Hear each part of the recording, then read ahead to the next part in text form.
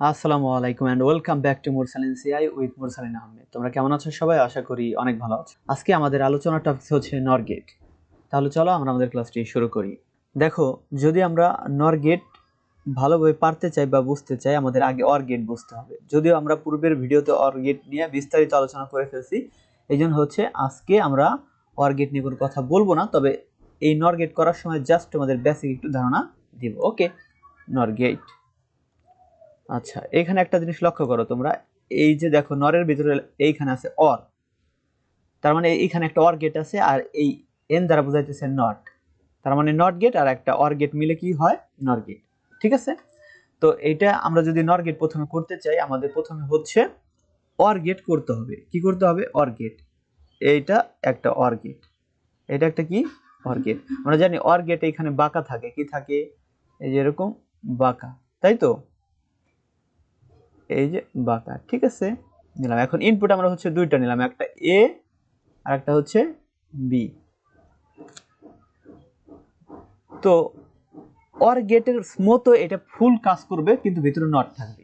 Or gate কিসের কাজ করে আমরা জানি। যদি এটা অর গেট হইতো তাহলে আমরা কি করতাম, যে এইভাবে লিখতাম ওয়াই সমান সমান এ প্লাস বি। এটা হচ্ছে অর গেট, একদম সেম, তাই না? কিন্তু যেহেতু আমরা নর গেট করব, এই জন্য আমাদের এখানে একটা নট দিতে হবে। কি দিতে হবে? নট।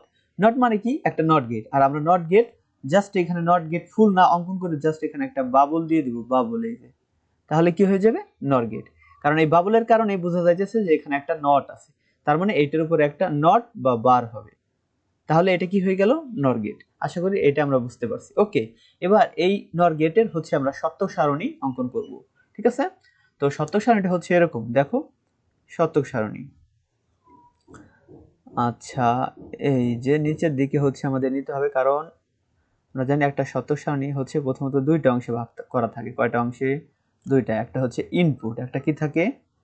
ইনপুট, আর একটা আউটপুট। ঠিক আছে, তো এইটা আমরা হচ্ছে নিচ্ছি ইনপুট। কি নিলাম? ইনপুট। ঠিক আছে, আচ্ছা, এরপরে এইটা হচ্ছে আউটপুট, আউটপুট।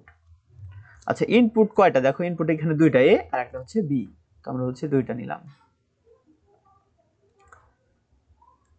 আর আউটপুটের ঘরে তো একটাই, তাই না? এই যে একটা। আচ্ছা, তো এইখানে এ নিলাম, আর এইখানে হচ্ছে আমরা নিলাম বি।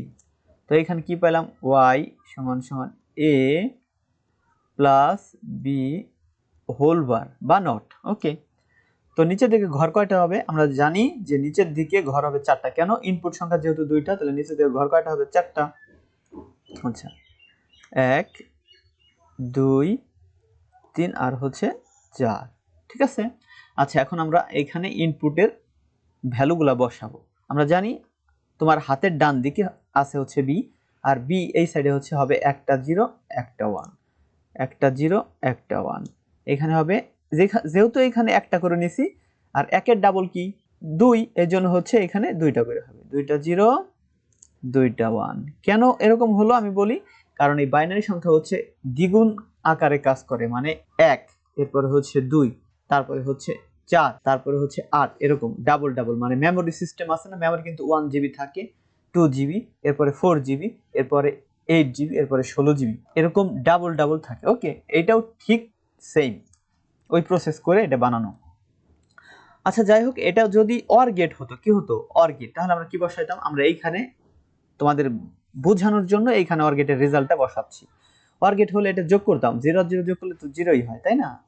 পরে হচ্ছে 0 আর 1 যোগ করলে কি হয়? এখানে 1, 1 আর 0 যোগ করলে কি হয়? এখানে 1, আর 1 আর 1 যোগ করলে হয় 1। এটা ছিল অর গেট, কিন্তু আমরা তো আজকে করতেছি নর গেট। নর গেট মানে কি? অরের বিপরীত। মানে এইখানে যদি 0 থাকে এইখানে 1 হয়ে যাবে, এইখানে 1 থাকলে এখানে 0, এখানে 0, এখানে 0, মানে এটার বিপরীত। অরের বিপরীত হচ্ছে নর। ওকে, এখন এটাকে শর্টকাট কিভাবে মনে রাখবো? মনে রাখবা, যদি ইনপুটগুলোর মধ্যে কোনো একটার মান কি, আরেকবার রিপিট করি, ইনপুটগুলোর ভিতরে কোনো একটার মান যদি 1 হয়, কি হয়? 1 হয়, তাহলে আউটপুট 0 হয়ে যায়, নর গেটে। আরেকবারও রিপিট করি, যদি সবগুলো ইনপুটের ভিতরে কোনো একটার মান 1 থাকে, তাহলে আউটপুট 0 হয়ে যাবে। এই যে দেখছো, তো এইখানে যেহেতু 1 আছে, এই দুইটার ভিতরে একটা 1 আছে, এখানে 0 হয়ে গেছে, এইখানে 1 আছে, এইখানে 0 হয়ে গেছে, এইখানে তো দুইটাই 1, এই জন্য 0। আর এইটা এই যে প্রথমটায় কি কোনো 1 আছে? যেহেতু কোনো 1 নাই, এই জন্য আমরা এখানে কোনো 0 দিতে পারি নাই। 0 যদি না দিতে পারি তাহলে আমরা কি দেবো? অবশ্যই 1 দিব। ওকে, তো এই বরাবর হচ্ছে আমরা হচ্ছে দেখব ইনপুট আবার কি কি আছে। কেন দেখব? কারণ আমরা জানি একটা গেট করতে হলে প্রতীক লাগে। তো এটা হচ্ছে আমাদের প্রতীক, এটা হচ্ছে শতক সারণী, এবার হচ্ছে বুলিয়ান ফাংশন। আর আমরা বুলিয়ান ফাংশন কিভাবে পাই? এই যে আউটপুট দেখি। ওকে, শতক সারণীর আউটপুট দেখি। আমরা হচ্ছে জানি যেখানে আউটপুট 1 থাকে সেইগুলা দেখতে হয়। তো এখানে 1 আছে, এই বরাবর দেখি। তো এই বরাবর হচ্ছে আমরা দেখতেছি, এখানে আছে দেখি এর নিচে 0, বি এর নিচে 0। তো আমরা এখানে করি এটা y সমান সমান এর নিচে 0 তার মানে a বার, বি এর নিচে 0 তার মানে হচ্ছে b বার। দেখো এর একটা সূত্র আছে, এবার ইনটু b বার যদি থাকে তাহলে হয় এরকম a plus b whole bar. Okay, এটা হচ্ছে ডি মর্গানের উপপাদ্য। ডি মর্গানের দুইটা উপপাদ্য আছে, একটা হচ্ছে এই যে এইটা, এই যে যদি থাকে এরকম a plus b whole bar তাহলে হয়ে যায় a bar into B bar, মানে যোগ থাকলে গুণ হয়ে যায় আর বারটা ভেঙে আলাদা হয়ে যায়। 2 নম্বর সূত্র হচ্ছে এরকম, যদি থাকে এরকম a into B whole bar তাহলে হয়ে যায় হচ্ছে এরকম a bar plus B bar, গুণ থাকলে আবার কি হয়ে যাবে? যোগ হয়ে যাবে, বারগুলো ভেঙে আলাদা হয়ে যাবে। তাহলে আমাদের এখানে কি পাইছি আমরা? আমাদের এখানে এই যে উপরে কিন্তু এই যে এইটা দেখো গুণ আছে, এই যে এই গুণ আছে, তাহলে কি হয়ে যাবে? যোগ হয়ে যাবে না? মানে এইটা আছে, এই সাইডটা হয়ে যাবে। যেহেতু গুণ আছে এই জন্য যোগ হয়ে গেছে, আর উপরে বার, এই যে গুণ ছিল যোগ হয়ে গেছে, আর বারটা ভাঙা ছিল আলাদা হয়ে একসাথে হয়ে গেছে। ওকে, তার মানে এইটা আর এইটা কিন্তু সেম, মানে এইটা আর হচ্ছে এইটা ফুল সেম, তাই না? যেহেতু সেম তার মানে আমাদের এইটা অ্যান্সার মিলে গেছে, তার মানে উত্তর এইটুকু। আশা করি আমরা বুঝতে পারছি। যদি আমাদের আজকের ক্লাসটি ভালো লেগে থাকে তাহলে সাবস্ক্রাইব করে আমাদের সঙ্গে থাকুন। আসসালামু আলাইকুম।